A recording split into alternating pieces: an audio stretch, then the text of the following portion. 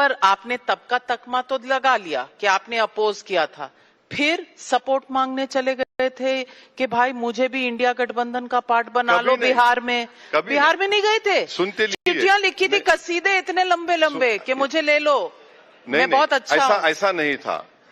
कोई दूर से बोल रहा था हम तुमसे मोहब्बत करते, तो आपने कहा पास आके बोलो। नहीं, हमने कहा चलो हम आ जाते, मोहब्बत करो, लपटा लो हमको। अच्छा, तो भाग गए, घर का दरवाजा बंद कर लिया। आपकी मोहब्बत के नहीं, देखिए, अगर कोई मुझसे मोहब्बत का इजहार कर रहा है तो हम बोले चलो प्यारे आ जाते तुम्हारे पास, हम ले लो हमको, बगलगीर हो जाओ। हम घर को गए तो घर को लॉक डाल दिया आपने। अब मैं क्या करूं? आई लव यू बोले तो हम बोले ठीक है चलो दिखाओ, हम आ जाते हैं। तो अख्तरुल ईमान गए, वो गायब हो गए। अब क्या करेंगे हम? तो ये आपकी मोहब्बत कैसी है?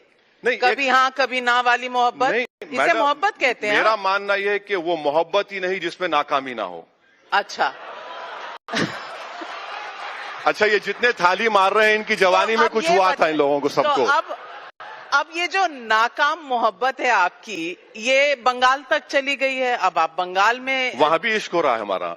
हाँ, वहां हुमायूं कबीर के साथ हो रहा है, बाबरी मस्जिद नहीं बनाने की बात हो रही है। तो ये वाली बाबरी मस्जिद की मोहब्बत है जो वहां ले गई है? सीरियसली मेरा जवाब ये है कि सिर्फ इशू बाबरी मस्जिद नहीं है, issue exploitation of the minorities by the TMC government है।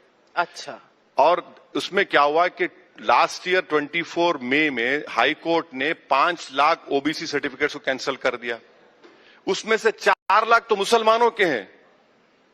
और फिर सोने पे सुहागा यह है कि नेशनल बैकवर्ड क्लास कमीशन के चेयरमैन हमारे एमपी साहब अहीर साहब थे, उन्होंने जितने मुस्लिम कास्ट थे सेंट्रल लिस्ट में उसको निकाल दिया। हमारा हाल क्या है?